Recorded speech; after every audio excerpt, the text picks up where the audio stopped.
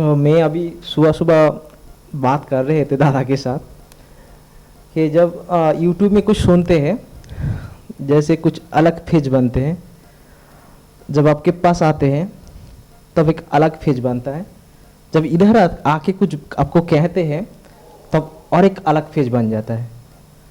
और वो कहने के बाद आप जब आंसर भी देते हैं तब कुछ आपका बात सुन नहीं पाता, सुनता भी हूँ मगर कुछ अंदर नहीं जाता, मगर एक खुशी एक आनंद ऐसा घेर लेता है कि वो बाद में फिर यूट्यूब में सुनने के बाद पता चलता है आपने क्या कहे थे उस टाइम पे। ये उसकी यूटिलिटी है। और जो बिंदी वाली बात कल जो था, तो तुम वही हो? नहीं वही नहीं है, दीदी को देख के पता चल गया, फिर आ गया मन में।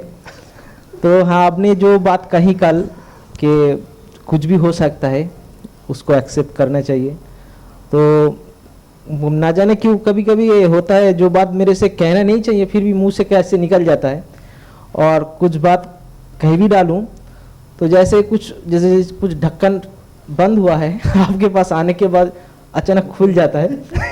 और बाद में जब घर में जाता हूँ तो सोचता हूँ अरे एक बोलना क्या जरूरत था, तो फिर ठीक है चलो मेरे पास आता है तो अपने आप कह देते हैं। तो जब इधर अब अगले बार जब आए थे तो जो मेरा हिस्ट्री है वो थोड़ा डाल भी देते, कुछ नहीं है तो काम का चीज़ नहीं है फिर भी बोल देता हूँ कि जो मेरा जब 21-22 साल था तो किसी से मेरा प्यार हो गया था, ठीक है। तो उस टाइम पे जैसे इस महल में आया हूँ उसका कुछ वजह उस टाइम पे नहीं था, तो उस टाइम का शादी करने का बहुत तेज मन था। तब साल तो 21-22 साल था, आश्रम में भी गए, दादा को देखकर मैं भाग रहा था कि उन्होंने तो शादी नहीं किया है। मैं ढूंढ के सब भक्तों लोग को ढूंढ रहा था किसने शादी किया है। तो जिसके पास भी जाता उसका बात सुनने से पहले उसको पूछ लेता था आपने शादी किया है, वो हाँ शादी किया है, तो बोलिए आपका बात मेरा सुनना है। फिर अचानक ऐसा मोमेंट बदल गया है, तो जिस भाव से गए थे उस भाव कहाँ गए तो पता नहीं था। फिर भी जो नीड था, जैसे अस्तित्व ने जैसे वो नीड किसी ना किसी दौरे से उसको दे ही दिया, और जिसके साथ मेरा प्यार टूटा था, तो शायद उस टाइम पे मेरे मन में भी कुछ खौफ ऐसा भी था शायद मिल जाता तो कैसा होता। तो आपने उस बार भी बात कहे थे कि कभी कभी इच्छा डिज़ायर आता भी है मगर आमने सामने होने से वो डिज़ायर का कुछ अलग रूप लेता है। तो वैसा ही मेरे साथ घटा। तो इसके पिछले बार आने के बाद जब मुंबई गए तो अचानक उसके साथ मेरा कैसे फ़ोन में उसका कनेक्शन आ गया। तो शादीशुदा है।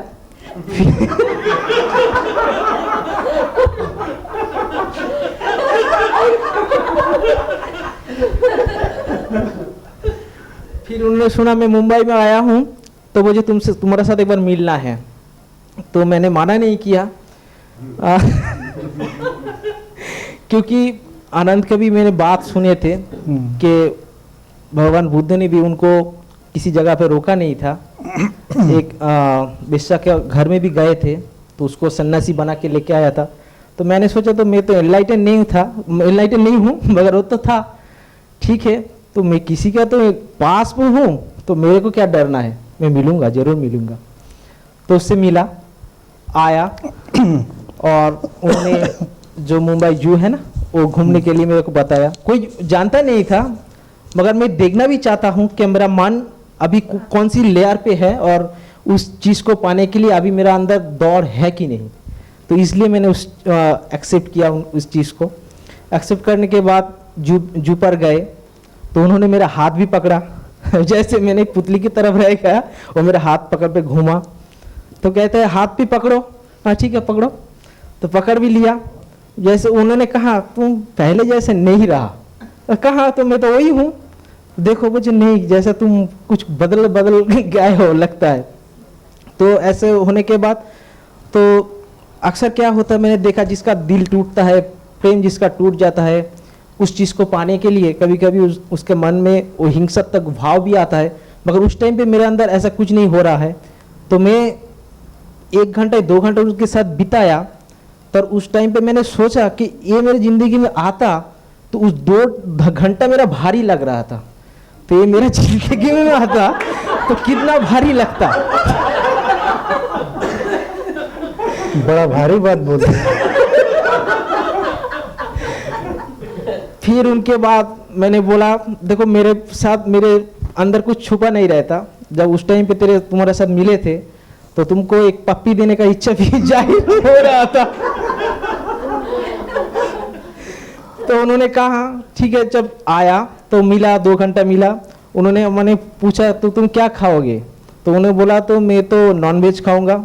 तो मैं तो कहता हूँ मैं तो नॉनवेज नहीं खाता हूँ। तो ठीक है, तुमने बोला है तुम्हारे लिए एक बार देख ही लेता हूँ। तो मिला, कहीं जगह पे नॉनवेज नहीं मिला। उस दिन उसको वेज ही खाना पड़ा। और उस पनीर चिली के साथ कुछ फ्राइड राइस था जो उसको खाने का अच्छा नहीं लग रहा था, फिर वो खाया। तो चले उसके बाद, मगर जब आ रहे थे गले भी पकड़ लिया, ठीक है। तो बोला ठीक है, जो अधूरा काम रह गया तो पप्पी भी दे दो। तो मैंने बोला ठीक है ले लो। दे दिया। मगर ये चीज़ बोलने का मतलब ये है, जब घर में आया इतना भी वो खिंचाव, इतना भी वो प्यास, इतना भी वो आकर्षण उनके प्रति मेरा नहीं रहा। और उसके साथ मैं यही बात बोला कि देखो जो घट गया, आप एक दोस्त की तरफ समझो मेरे को, और मेरे को वही चीज़ अच्छा लगेगा, तुम्हारे हस्बैंड के साथ तुम अच्छी ज़िंदगी बिताओ, और यही मेरा कामना है और यही मेरा प्रेम है, समझो। तो ये बात बोलने के बाद तो आपने वो जो बात कही थी तो अचानक वो घट भी गया कुछ सीरियल के साथ। तो बस यही एक घटना घट गया।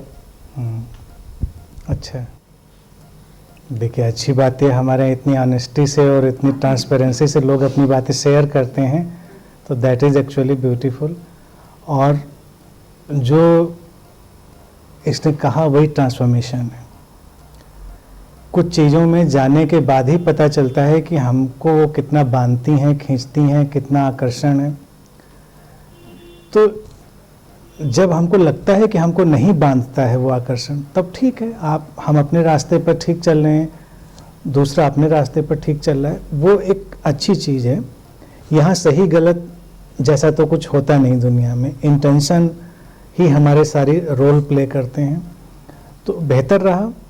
और मैं हमेशा ही सजेस्ट करता हूँ किसी को, जैसे ये मानवीय लगाव की जो बहुत कहानी होती है, तो मेरा हमेशा सजेशन होता है कि आमने सामने मिलो। कम से कम आमने सामने मिलने पर जो टाइप होता है हमारे भावनाओं का वो बिल्कुल फ़र्क होता है, और जो न मिल के हम कल्पना करते हैं वो बिल्कुल फ़र्क होता है। कल्पनाएं हमेशा बहुत रंगीन होती हैं, कलरफुल होती हैं, आमने सामने बहुत यथार्थ होता है। तो जब आमने सामने हम बहुत अवेयरनेस से किसी चीज़ को देखते हैं, चाहे वो मानवीय संबंधों की बात में खास तौर से कर रहा हूँ, तो बहुत बार डिसइल्यूजनमेंट हो जाता है। बहुत सक्सेसफुल नावल और बहुत सक्सेसफुल स्टोरीज इसी बात पर बनी है कि वो लोग मिल नहीं पाए कभी।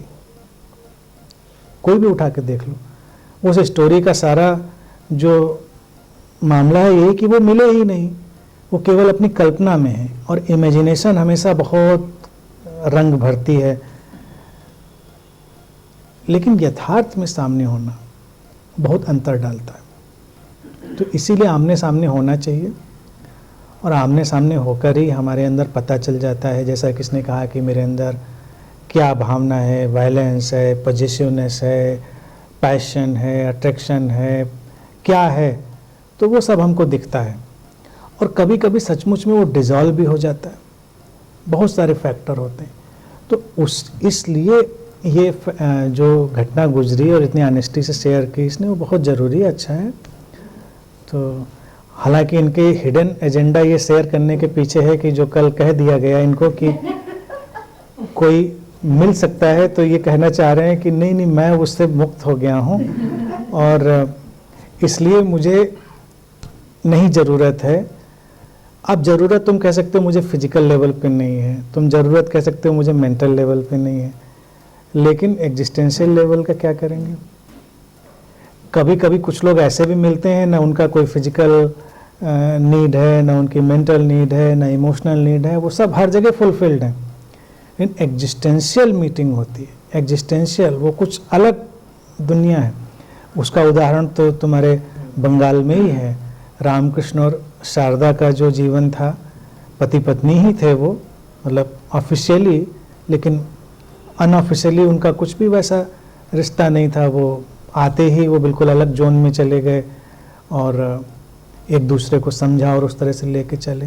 लेकिन एग्जिस्टेंस उनको लाई साथ में, तो लाई, तो ऐसा नहीं था कि वो साथ नहीं आए। तो साथ आना भी एक मिस्ट्री है, साथ ना आना भी एक मिस्ट्री है।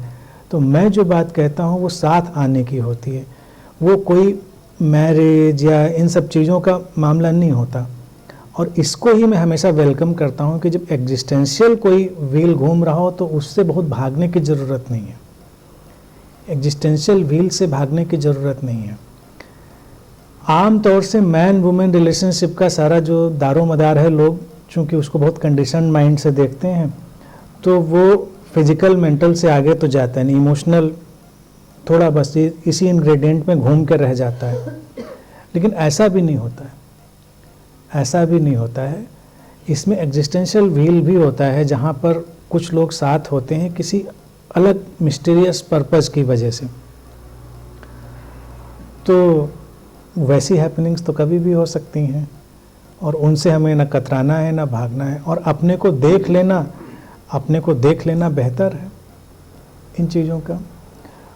और फिर सवाल क्या है, जो आनंद और बुद्ध का आनंद का उदाहरण दिया, उसमें भी कई चीज़ें हैं। देखिए, ध्यान और साधना का एक गुण और भी आता है। अगर हम इसको काम वासना की तरह से ही हम डालें तो वो पुरुष और स्त्री दोनों में होता है, ऐसा नहीं एक में होता है। एक जो बहुत मंडेन लेवल पर खड़ा हुआ स्त्री या पुरुष है, वो दूसरे के अंदर भी बहुत ही ग्रॉसर यानी मंडेन भावनाओं को जागृत करने का काम करता है। और एक जब ट्रांसफॉर्म्ड लेवल पर कोई स्त्री या पुरुष होता है तो उसके सामने जो होता है वो सारी जो वासनाएं हैं वो तिरोहित हो जाती। कई ऐसे तुमको लोग मिलेंगे, स्त्रियां ऐसी मिलेंगी, वो बस एक बार तुम्हारी तरफ देख दें तो सारा बुखार उतर जाएगा। कई पुरुष यानी कि फिर उनको सेंट ही कहेंगे हम, वो, और जो ऐसा ना कर पाए वो फिर सेंट भी नहीं रह जाएगा। कि आप कितने भी फीवर में उनके पास गए हों और अगर उनकी निगाह आपकी तरफ पड़ी तो सारा फीवर नीचे उतर जाता है। तो क्योंकि वो व्यक्ति जिस सोर्स में रह रहा है वो सोर्स हमेशा अपना काम करता है, वो हमेशा प्रभावी हो जाता है। तो ये एक अलग गुण है। तो बेहतर है अपने को टेस्ट करते हुए भी इंसान चले और खुश रहे और एग्जिस्टेंशियल हैपनिंग का वेलकम करे। उससे कोई कतराने भागने की ज़रूरत नहीं, ना घबराने की ज़रूरत नहीं। एक बार मैं किसी आश्रम गया था, कोई बाबा जी ने मुझे बुलाया था, बहुत पारंपरिक साधु थे। तो अब महिलाएं तो देखिए बहुत भक्त होती हैं। भारत में ज़्यादातर आश्रमों में आप जाइए, हमारे यहाँ भी वही दिखेगा हाल, लेकिन ऐसा नहीं, हमारे बहुत अवेकन और मैं पूरी उम्मीद करता हूँ बोल्ड और हर तरह से। कोई ऐसा नहीं कि आप उनको मैनिपुलेट करें आसानी से, ऐसे ही लोग हैं, चाहे महिलाएं हों चाहे पुरुष हों। तो उन बाबा जी के यहाँ मैं गया तो वो बुलाया तो महिलाएं भक्त बैठी थी उनके, उनको निकल के जाना था। अब उन महिलाओं के बीच से उनको निकलना था तो वो ऐसे कूद कूद के निकल रहे थे कि कहीं मतलब छू ना जाए कोई उनका पैर, कपड़ा, कुछ। मैं देखता रहा, मैंने कहा मतलब भक्त होके बैठी हैं तो कोई परेशानी नहीं, निकल रहे हैं तो इतनी बेचैनी है कि मतलब कूद कूद के जा रहे हैं कि वो रास्ता कम था, जगह कम थी, जैसे यहाँ से निकलना हो तो इधर बैठा तो इधर कूदे उधर कूदे। ये वाला एटीट्यूड नहीं लेना चाहिए। कूल रहिए, आराम से बैठिए। हमारे देखिए, हम आप लोगों को हमेशा रोकते हैं बिल्कुल भारत पाकिस्तान मत बनाइए, कंडीशनिंग से छोड़ दीजिए। तो चाहे फ़ोटो खींच रही हो, लोग बैठे हो, महिलाएं एक तरफ पुरुष एक तरफ, आम कंडीशनिंग है। तो हम कहते हैं मिक्स होके बैठो, आराम एट ईज।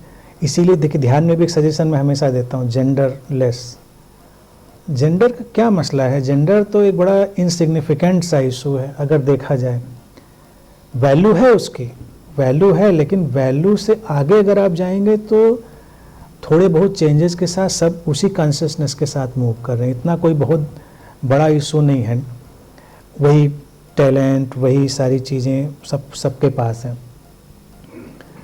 तो रियल स्पिरिचुअल एटमॉस्फेयर वही होता है मेरी निगाह में भी, जब सब लोग बैठे और किसी को जेंडर का ख्याल ही ना आए, कौन महिला कौन पुरुष, इसका ख्याल ही दिमाग से चला जाए। और जब ये ख्याल चला जाए किसी के अंदर, इतना एट ईज, इतना कूल हो, तो ही उसको समझना चाहिए कि मेडिटेटिवनेस मेरे अंदर आ चुकी है।